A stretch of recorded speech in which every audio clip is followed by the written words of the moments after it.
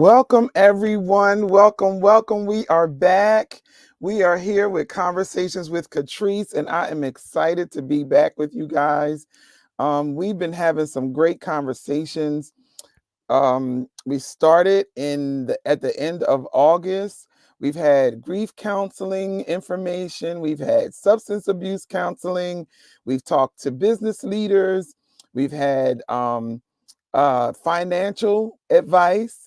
We've talked to transformational coaches, and we are just trying to make sure that we are equipping each other for what we have to do, for what God has placed us in this earth to do. So, when I got the idea to do this, I reached out to some of my friends and people that I know who are doing things and making changes and affecting their communities and doing it for the kingdom of God. And so I'm excited tonight to have a very special guest with me.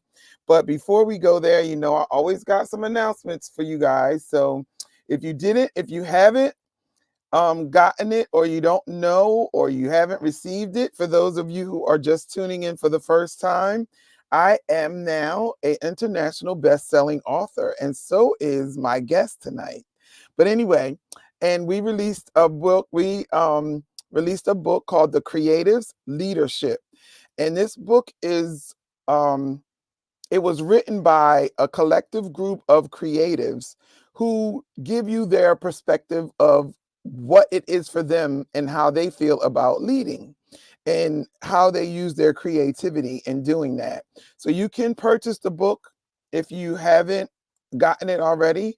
It's available on my website, katricecornettministries.org, and you can just go to my store and you can order your book, and I will actually send you an autographed signed copy. So I am grateful for that. If you are tuning in, please let us know where you are watching us from.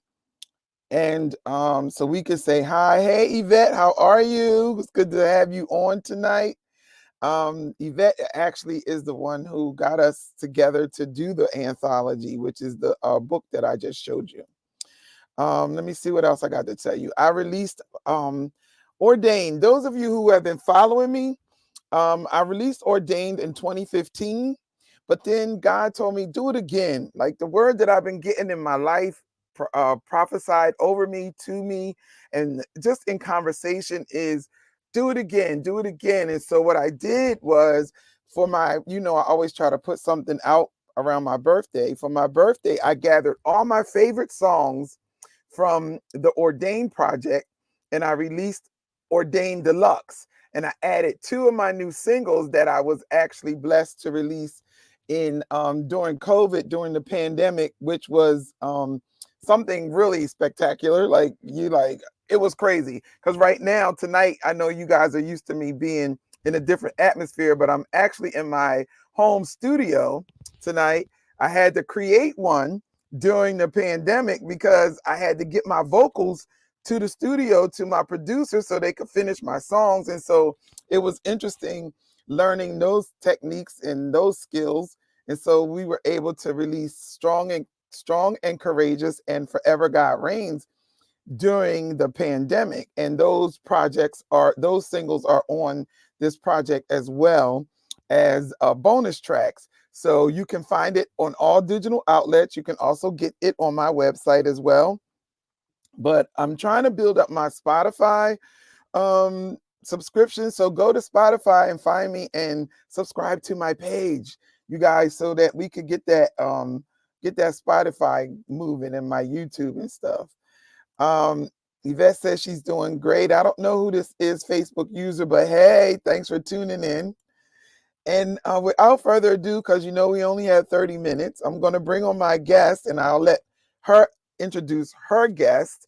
But I'm going to bring on my guest, and I would like to welcome to the stage my very own blood-born sister, grew up in the same house, same mom and dad, Donna Carter. Welcome, welcome, welcome. Hi, great to be here. Great to be here. Hey, Elaine, how are you? Thanks for tuning in. Yes. So Donna is the CEO and founder of the Clark County Equity Coalition. in Kentucky, in Lexington, Kentucky. Is that correct? Winchester. Right, it's right Winchester. outside of Lexington, Okay, so it's Winchester. Winchester, Kentucky. Hmm. And when I asked her to come on, the reason why I asked her is because a lot of us want to do things in our community. We want to be effective in our community for the kingdom of God, for our people, for what we believe in, but we don't know how to do it. We don't know how to go about doing it. We don't know what even avenues to take. And so what happened when God gave me Donna, it was like, bring her on so she can talk about the coalition and so she can let people know that it is possible for ordinary people like us to make a difference in the world right around where you live. You know, sometimes we're looking for a big national stage or a big stage to do things on, but if we start in the communities where we live to make change, you don't know who you are affecting change in, which can actually turn into a national stage. Like somebody that you're helping in your community could end up being the president of the United States because you started a coalition. So that was the reason why I was excited when God gave me Donna. I was like, okay, so I'm gonna bring Donna on and she's gonna tell us all about that. Yvette, you're beautiful too. Why, thank you. You bet. Yeah. And so yeah, so Donna, tell us a little bit about yourself and what um inspired you to start the coalition. And you can also invite your in introduce your guest so we can bring her on to the Yeah. conversation as well. Well, first, let me invite Vashe King on, who is my partner in the Equity Coalition. And I must say, when I started the coalition, I was trying to find, like minded people who would really work and get behind and who I knew, was just a strong woman. And I just thought of Ashe and I called her and she did not hesitate. She was like, yes, yes. And so um, when I started the coalition, I noticed a gap in our school system for our Black students. My daughter was at the local intermediate school. She was in sixth grade, and I was on the site based decision making council, which is a group of parents, group of leaders and administrators, and then they have parent representatives on there. And there was a survey conducted that um, I'm not sure of the exact percentage now, but I think it was around 30% of the teachers did not feel comfortable speaking to a child of a different race or culture or teaching curriculum. And so the principal shared that information with us, and I asked, "So what are we doing about that?" And of course, they said DEI training and all that. But for me, having um, a black young lady, young daughter in the school system, and there's not much representation. Well, at that school, there was no representation amongst the teachers. I was concerned. So the next year, we pulled her out of the public school system here, and she homeschooled. But I was, I did that, and I was, I believe it was the Lord who said to me, "You have the means to do that, but what about those kids who don't, and what about those Yeah. parents who don't?" And so I knew about this organization called the Pritchard Committee, which is a statewide committee here in Kentucky that works on a lot of legislation around education, but they also have an equity coalition department. I started going to their meetings and I asked if there was an equity coalition for Clark County, and they said no. And I said, well, how do you start one? And she was like, well, you could just start one. So I called Vache and I called another lady who is kind of advising us, but she's not actually on the coalition, but Beth Jones. And I called them and I said, hey, what can we do? And we honestly, and Vache can speak to this, we honestly just started walking through doors as they open and calling people and scheduling meetings. And, we, Vache knew some people, I knew some people, just inviting them to begin to meet with us. And um, it just, it just, God is just continuing to open doors. And we both have full time jobs. Vache will talk a little bit about herself, and it worked out well because in the beginning, we have four board members now, but we have three of us. And Vache stepped in because she has a passion for our Black and Brown babies, and she'll tell you about that. And she's leading our Black and Hispanic Achievers. And then Angie Stevenson, who's not here, she has an organization that focuses on at-risk children with an emphasis on the LGBTQIA plus community, because that population is at risk and falling through the cracks in Kentucky. And so each of them came in, and Andy also has a mental health background, and they each just stepped into, their expertise where their passion was, and it just really did fall together very nicely. So I'll let Vache share a little bit about her experience. Hi, I'm Vache King, originally from Lexington. Donna had mentioned it's about 20 miles up the road. I've been in Winchester now for about 12 years. My boys, two of my youngest boys, they graduated from GRC back in 2013 and 2015. So I don't actually have any little people in the school system, but I have a passion for the success of our Black and Brown babies. So when Donna was talking about, forming the Equity Coalition, like her heart was just beautiful, and it was at the right time. So you always know that, God's timing, of course, is the right timing, but you just don't know where you fit in. So it was just, it has been amazing watching her open her mouth and say, this is what I want to do.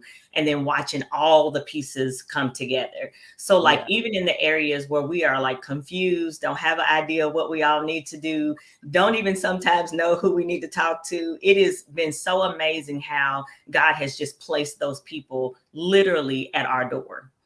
And if not, he's placed the person who can connect us with the person to bring them to the door. So that has been encouraging to my heart, especially because sometimes you walk into certain spaces and you just don't know if this is what you're supposed to be doing or how you're supposed to be going about doing it. And then God confirms and says, yeah, girl, you right where you're supposed to be. So I appreciate the confirmation. My passion is around the gap that we see for our Black and Brown students. And a lot of it is access.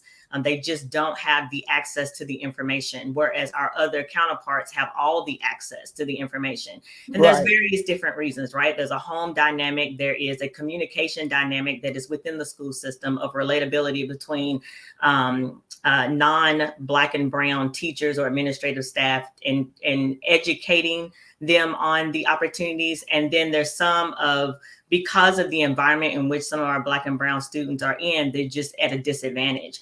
And I came from that type of background where, parents had split up. And so I understood like how access just kind of falls through the crack. So we had put together a program for them called Black and Hispanic Achievers, where the whole goal is to pour back into our Black and Brown students, encouraging them that they are enough, that they're capable and respectful and respectable, and they have courage, and just making sure that they have what is needed in order to go out into the world, not just from like the foundational piece of things that some of us learn from home, but also the educational piece. So we have different professional clusters where Black and Brown professionals come in and kind of walk them through a day in the life. And we're also pouring into them in a unique way, teaching them about communication, helping them understand about their verbal skills, their nonverbal skills. As y'all can tell, I use my eyes a whole lot. It's not always the best thing to do in every setting, right? Even though we as Black and Brown people do that well. But nonetheless, we do want to try to educate them on how to go about communicating, because when they enter the room, we want them to make an impact. And a positive impact. Yeah, that's awesome. So when you begin, both of you, this anybody can answer, when you began the journey, do you what's the word I want to say? How do I want to put it? Did you meet with any resistance? When you met with resistance, how did you handle it? And what kind of resistance did you meet with? Because I can imagine what our counterparts are thinking or doing. You know what I'm saying? I'm from the educational system, so and I was a special. My discipline was special education, so it was constant resistance, especially for the Black and brown kids. And I was in an inner city school district, so a lot of the parents are in the same space that the students are, especially in special education. And so if they don't know how to fight for them. And so if we're not speaking up for them, and when I tell you, in a school that is predominantly Black and brown, it was only two of us on our child study team, and I was an office manager. But because I was there so long, you know what I'm saying? It was like I had gained the respect of, the people that I worked with. They would listen to me. But yeah, so let's talk a little bit about that. Well, we framed the Equity Coalition, um, and the purpose of the coalition is that all the marginalized students have access to a meaningful diploma. Mm. And so we framed it that way because really the goal of the coalition is not that, me and Vache and Andy, that we're doing all the work. We have some great organizations already here in Winchester who are doing great work. The goal is that we begin to work together to Yeah. utilize resources, and we can serve as that liaison between them and the community and the school district, and bring everything together. But that's the goal. Now we haven't reached that goal fully yet, but we are partnering with quite a few organizations. um, and because we focused it on a meaningful diploma for all marginalized students, so the Black and Hispanic Achievers is one leg of our coalition. We also are focusing on children with individuals with disabilities who fall Hmm. through the gaps. Hmm. We're also focusing on socioeconomically challenged, because in Clark County, we have the haves and we have the have-nots, and the have-nots also don't have the same access Right. to scholarship information, to different things like that. And they also don't have parents who know how to Hmm. maneuver or know how to advocate. So, because we took that approach, and because that is really our goal, and we have a new superintendent here, um, he was just open arms as far as being proactive and ensuring that all of our children have meaningful diplomas. So as far as partnering with the school system, um, we've been able to develop a great partnership with the superintendent. We're working on continuing to build relationship with the Board of Education, and we're beginning to now have access to inside the schools and teachers. And Awesome. Rache has developed great relationships with some guidance counselors at the high school. Not to say that we don't have resistance, or we don't have things that, okay, we have to back off now. We'll come back around to that. It's learning how to really maneuver, and one of our norms is that we can agree to disagree, but we will always promise to come back to the table, Yeah. right? So, this is our first year really partnering with the school district, and we were able to launch the Black and Hispanic Achievers. But we also wanted to launch a senior interpreter co-op for our bilingual students, where we had a vendor who would learn how to teach them how to, interpret. And it's a win-win because they graduate with a skill and all of that. We couldn't get that going this year, but we're working on getting it going for next year. So it's about, learning how they, how to frame things, and opening up the conversation, having the meeting. We wanted to get some mental health counseling for the teachers and the counselors. We weren't able to get that going this year. They're not ready yet, but that doesn't mean we've forgotten it. We just, okay, we'll pull back, and we'll try to get that in the next year, right? And so it's things like that, I think, that have really kept us from meeting total resistance. But of course, you have your normal things that we have to deal with and advocate for our parents, And we try to work through that to maintain a good partnership, right? But still, have results, and not just results for one incident. Our goal is sustainable change. Yeah. So let Change me that's ask going to impact. So let me ask you this. Do you have a registration process for your students? So like say I wanted to start a coalition. How do I find the or get the kids to service? How do the people that I need to service? How do I find them?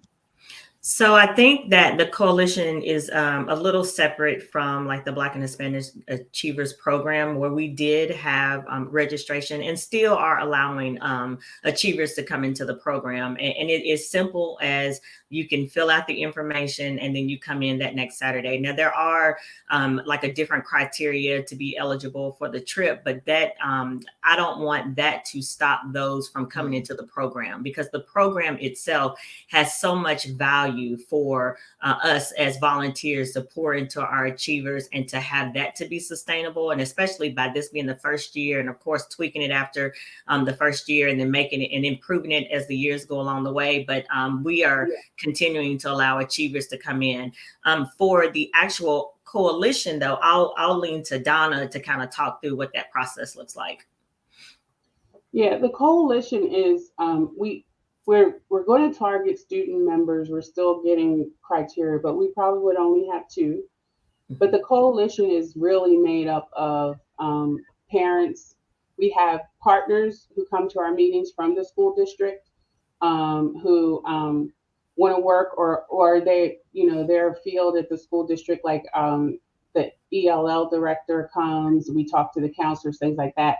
They come to our meetings, and then the rest of it is just made up of like-minded people who want to bridge the gap. Some of them already have their own nonprofits and do work in different areas, like Andy, for instance. And everybody's welcome to come sit at the table, because this is a big task. This is a Yeah. big task. And we work with the school district to get access to the students. So, Vache went through, our ELL director and some people at the school, and she set up the registration for the students and all that. And we have family resource counselors who work very closely with us. One in particular who's really working very closely with us, and she's been in contact with them, and that's how we get access to the students. But the coalition itself is, we're going to the board meetings, and we're, strategizing on how we're going to help to bridge these gaps. And parents can come to us with, problems that need to be advocated for, let us know, and things like that. Yeah. And at the same time, we see gaps within the school system or within the administration, and we can offer to help fill those gaps if they allow us. For instance, communication, trying to get communication out and things like that. We will offer our services, and being proactive about these incidents that occur with marginalized students, so that it doesn't turn into something that it doesn't have to. Our key word is using proactive measures to make sure that marginalized students graduate with a meaningful diploma. And what that means is they graduate with a skill, whether it be to go to college, whether have a career, but that they're not graduating and having to touch the law enforcement system, or they're Right. not graduating and going into opioid addiction, which is really Right. huge here. Or if they're from an at-risk home, they have seen other opportunities and they have seen other things that are available to them, and that they know that they have people in this community who truly care about them. And so we still have some areas that we need to tap into. We would like to really tap into the individuals, the children with disabilities. We kind of tapped in, but not really. So Yeah. we don't really know what we're looking at when it comes to gaps Yeah. there. And we still haven't tapped into socioeconomically challenged who might be non-Black or Hispanic, like, or Yeah. the white students or other um, nationalities or ethnicities that might be struggling with things, or their parents. And we want to offer our services to them as well. And we're, the bullying, things like that, that we might not deal with it, but we want to be prepared with resources for the school Yeah. system to deal Yeah. with it. So we try to stay in our lane, right? But we also want to, maybe we have resources that are more diverse. And the other thing Hmm. that we're trying to focus on is diverse recruitment of staff, Mhm. which is an Hmm. uphill battle because, as you know, teachers are shortage everywhere. Yeah. And then, we don't have that representation. So what do we have to draw them here, and working on that. But we have had conversations around that, and we're hopeful that our human resources and our administration are doing all that they can. And then we're right next to Lexington, so there's a pretty big pay disparity. That teachers can go to Lexington and get paid much more. Yeah. So we have all that we're still trying to work out. And like Vache said, we don't have all the answers. We don't know. We're bumping into things and saying, oh, maybe we can do this, or maybe we can reach out to this person, and then we reached out to this person. They send us, that's what we're doing. But just trying to fill those gaps. So Yeah. Do you have an age limit for the students that you help? Like, as far, because you were talking about the educational system, do you focus more on middle school to high school, or Yeah, so the program is for middle and high school. It's sixth grade through 12th grade. So we Mhm. do kind of keen in on them alone. I do want to speak to a little bit about the different communities that Donna had referenced, like socioeconomic community and our community of disabilities. Like, we're really Mhm. trying to build villages, a community within those, Yeah. because what I do know is the village works. The Yes, it village does. raised me. Village raised my kids, and I know it works. And my prayer is always that there is a trust built amongst not just the achievers, but with the parents and with the school system, that we can raise healthy, productive achievers Yeah. and students together so they can be valuable to their community. Yeah. Our parents were educators, and are, because they, even though they don't work in that profession, their mommy's always trying to teach somebody something. But yeah, like, they were educators. And it, to this extent that Donna is doing. When Donna started this, I was talking to my friend about her, and I was telling her, I said, yeah, she get that community thing from my mom, because I never forget when we moved to Woodbury, they didn't have any black hair care products in the local stores, and we came from Baltimore, Maryland. My mom went, to this day, I remember that, wrote like articles in the newspaper, like all of those kind of stuff. The Gloucester County Children's Choir, like, they were constantly starting things in the community, organizations and groups that would allow our children, and everybody was included. And see, that's what I love about being who I am, an African Mhm. American, because we want to include everyone. Unlike some other races that don't want us to be included, we don't care, like, where you come from and who you are, whatever, as long as you have the same mindset and we're trying to reach the same goal. And so, I mean, we ended up that the Gloucester County Children's Choir ended up singing all over the yep. world. Like, my Wow. dad started that. My mom got the black hair care products in the stores and this and that, whatever. Like, she really gets it honest. And so I was like, yeah, that's the one who got that, because I didn't get that. I mean, I do things in the community, but not like that. It was so cool. But like, when you reach a maturity in your life and you understand what your purpose is, and you're able to say, okay, I know this is for me. Then when you guys were speaking earlier about the doors just opening and things like, that's because you both are doing what your purpose is in this earth. So Mhm. God is going to make sure, of course, there's always resistance, especially when you're trying to do something that's going to bring about change. Because to a lot of people, change is a curse word. You see what I'm Yes. saying? So they don't want to change. They like, especially in the educational system, trust me, 27 years, I know what that's like.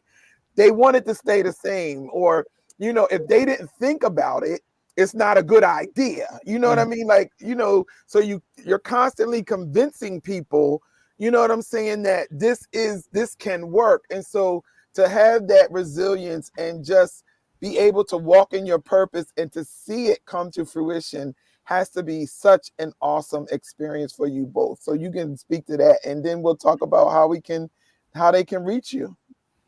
Yeah, the only thing I would probably say about that is that, so my two of my youngest boys, one is 26 and the other is 28, and I am not an educator. I have not ever been an educator. I just have a passion for our Black and brown babies. But this last year has been extremely challenging over the deaths that my boys have experienced of their peers, their friends that have died from gun violence, died from drug addiction. And it's been a lot. It's been really heavy. And it has just weighed on me to where I just do not want us to continue down the same path. Like, my heart is like, what do I need to do? And when the boys were younger, our house was the community house. Now, my husband says I can't bring no more kids home. He says it to me now.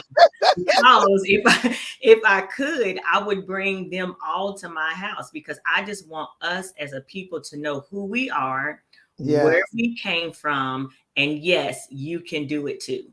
Yeah, that's awesome. That's awesome, Vache. Yeah. I love Vache. She, first of all, she keeps me honest, because what you see is what you get. And Vache will tell you, well, why do you want to do that? And I'm like, Yeah. sometimes I'm like, oh, but she keeps me honest. And I think we really complement each other well. Mm-hmm. And I don't have to work, she's out doing her thing and I'm, doing the other side. And so God has just opened doors. I do want to speak to something that I feel the need to speak to, which is the LGBTQIA plus children, only because, I am a Christian, but Mm-hmm. my stance is I don't want to see any child committing suicide, falling through the gap, Yeah. or being hurt or harmed or injured Mm-hmm. because because somebody can't understand, or because they don't have an advocate, or they don't have I don't want to see that. And Mm-hmm. so when we first started, and I come from a background of HR, so I'm accustomed to, when you talk about diversity, equity, inclusion, including everybody. And that's what I wanted for our, and that's what my heart is for this county. Mm-hmm. This is a beautiful, Winchester's a beautiful town. It's a beautiful county, has so much potential. We have a new mayor who's trying to do great things. We have a new superintendent who's trying to do great things, and they need our support. Mm-hmm. And I want to see parents involved and engaged. And sometimes I feel like there's an air of hopelessness over some of our communities, because they feel like they Mm-hmm. just are not being heard. Mm-hmm. I've gone, I've said this, and nobody's listening. And what we want the Equity Coalition is to be that safe space where you Yes. Mm-hmm. can come and you can be heard, and we will advocate for you on your behalf. We'll help you learn how to advocate, how, Mm-hmm. all that. And that's really what I wanted, was to, my prayer is that we remove that air of hopelessness, and that Mm-hmm. people can realize who they truly are and be empowered, and that our children won't want to just graduate and leave. They want to graduate, leave, and come back, because they Mm-hmm. know that this is a Yeah. that was they were poured into, and they want to come back and open businesses and be the future, and run Mm-hmm. for city council and all those kind of things. And right now, we have people that just can't wait to get out of Winchester, Mm-hmm. and it really is a beautiful town, and it's very, I like it here. I really do. I love it here. I love my home. I love my neighborhood. I have great neighbors, and I think that was part of my heart. Is that when people say I live in Winchester, that they could say it proudly. Mm-hmm. Yeah. I meet That's people good. and they say, you live in Winchester? I say, yeah. And they say, where are you from? And I'll tell them, originally I'm from New Jersey. And they say, oh, and you like it here? And they're lifetime residents. And I'm like, yes, Mhm. I like it here. I love it here. That's what I want for our children. That's what I want for Yeah, their parents. That's what I want for, to bring back that, that feeling. And that comes with people, everyone knowing their value, being heard, and knowing that they have a place, Mhm. yeah, right? And Mhm. it's not just for those who have, or those who can do, or those who mhm. know how to know the routine, but it's for everybody, and that we're here to help one another. And I really believe that that's here somewhere, you know, and so that's really my heart, is that our children will experience that. That's And awesome. yeah. That's awesome. So, tell everybody where they can follow you and find you on your platforms. So we have a Facebook page, and it's Clark CO Equity Coalition, all one word, lowercase, and we post there often. You can follow the experiences of Black and Hispanic achievers and things like that. And then we also have a website, which is clarkco-equitycoalition.com. And on the website, you can actually sign up and put your contact information. And then when we get to the point where we have a newsletter, you would get a newsletter and all that kind of stuff, and communications if we're having events and things like that.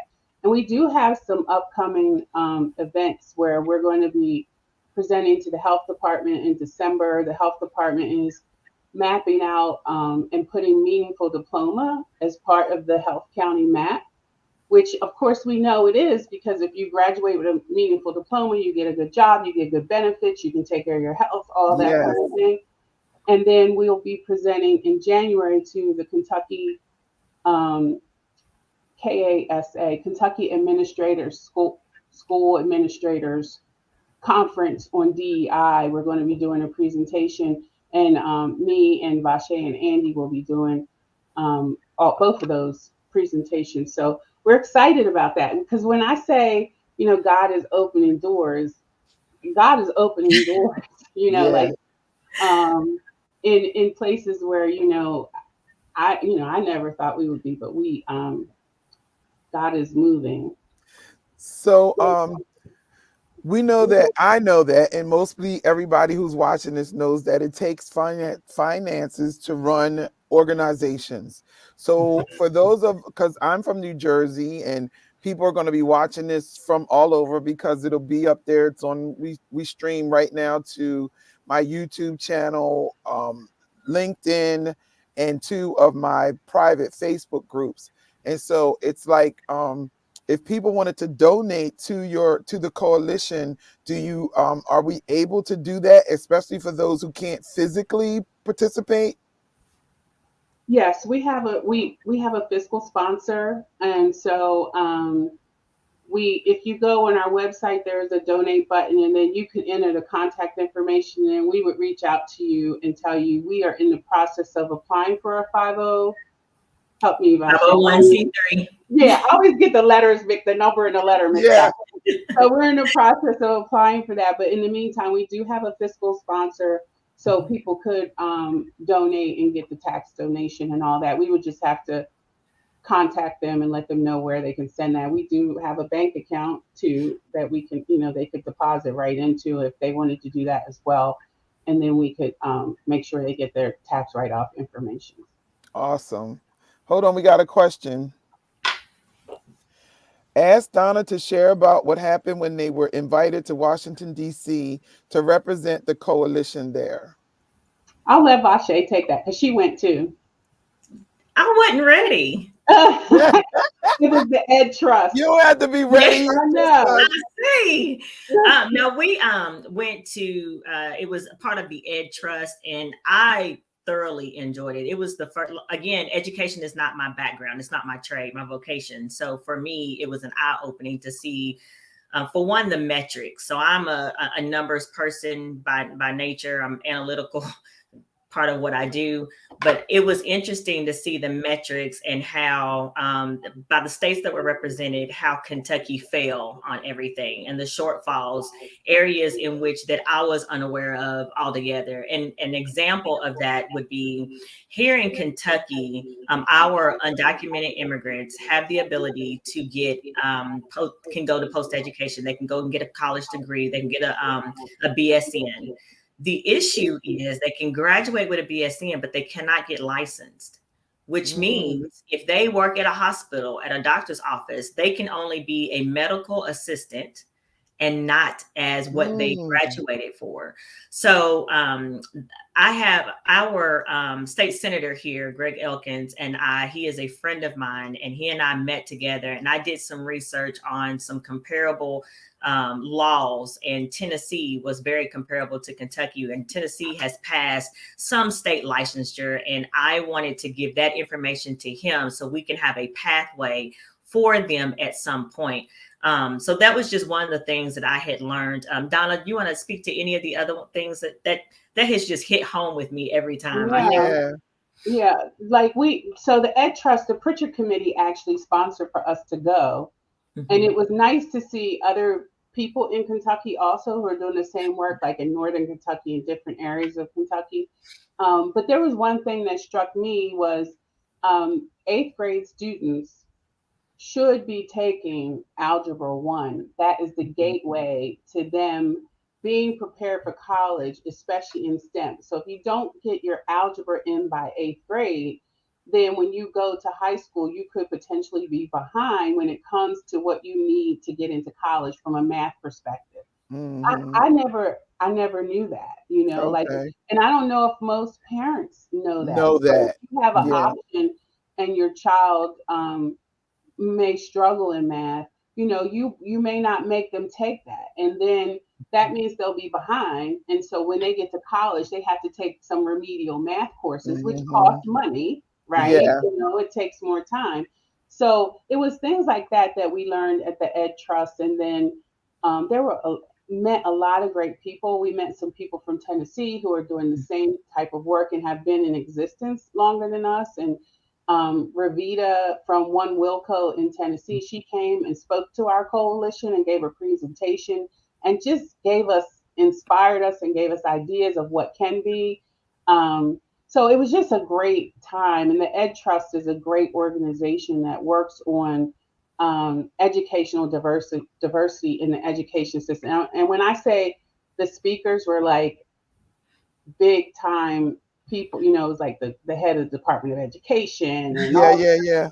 It was really a nice event, and we really came away learning a lot and inspired to do even, and contacts that we're still reaching out to now to help us with some of our initiatives that we have moving forward. And I would say contacts that actually contact you back, like, right? Yeah. That they actually care so much about what they're doing that they are willing to help you along the way. That's what I thought was fascinating. Yeah. Yep. Awesome. So we're about out of time. We're a little bit over, but we've been going over, which means that the conversation has really been good, and that's okay with me because it's my platform. So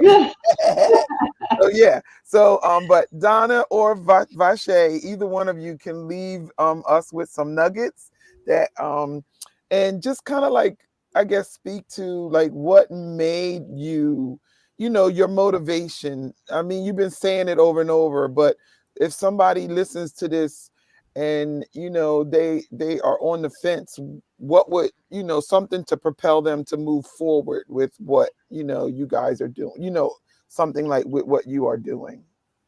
I would just say, if God placed it on your heart and he placed it there, then he's already equipped you to do what you need to do. So you just need to walk in it. And I think,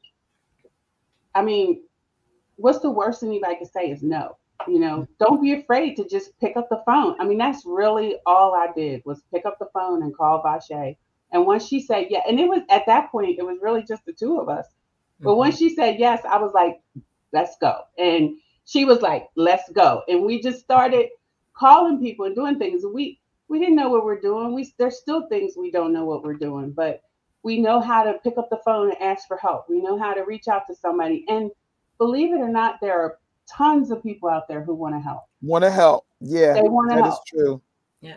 Yeah. I would just add a little bit to what Donna had just mentioned, just really around the space of oftentimes, especially women, we think we have to have all the qualifications to do the thing that God has called us to do. And I just want to serve as an example or a testament to say, I am not of education background at all. So I am in an unfamiliar space. I've always been an advocate for my boys when they went to school and even in college. But as far as being a teacher or a counselor, that was just not the path that I chose to take. So to Donna's point, when the Lord presses something on your heart, the answer is yes. The answer should always be yes. Even a delay is disobedience. So I would encourage those to just say yes and take that first step and not worry about step 2. Yeah. That's awesome. Well, I'd like to thank you ladies for joining me because you said yes. And so that's awesome because when God told me to do this, I was like, what? No, sing. Like last night, I just felt like worshiping. So I said, Katrice is going live. And I got on my keyboard. My husband was on the drums and we just worship for an hour. That's what I do. But when he said, do conversations with Katrice, I'm like, and gave me the whole name and everybody to ask, and every person said yes from the very first person.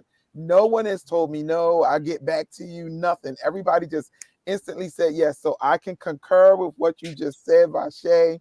Just say yes. And it's been wonderful conversations, authentic, organic information that can really propel our people and those who are going to watch these things into a space where they can live their best lives. We want to, the name of the Facebook group is called The Curse Stops Here. And it's so that we can stop the excuses and stop listening to the rejection and all of the other things and all of the no's. How about you just be who God called you to be? We want to empower people to be the best that they can be, to live in expectancy of the greatness that God has for them. We should always be expecting greater and greater and greater because we serve a great God. And so it's like there's greatness in all of us. And so I just appreciate you both for saying yes, for coming on tonight. At the end of the series, I will be sending out thank yous and your clip so you can use it for whatever you want to use it for, for your advertising, promotions, or whatever. And I'm just so grateful that you are here. I'm grateful that Donna is my sister and that some of us is walking in my mom and dad's footsteps. And it's been such a pleasure to meet you, Vache. It's an honor to meet you, and thank you so much for the invitation. Yeah, absolutely, absolutely. So those of you who are tuning in and who's been watching us every other week, our last conversation for the year is coming up on in 2 weeks on the 20th of November, and our guest is Monique Pfeiffer, and she runs a business that transforms lives one conversation at a time. And I absolutely love her. I met her actually at the conference that I went to with Yvette in Atlanta.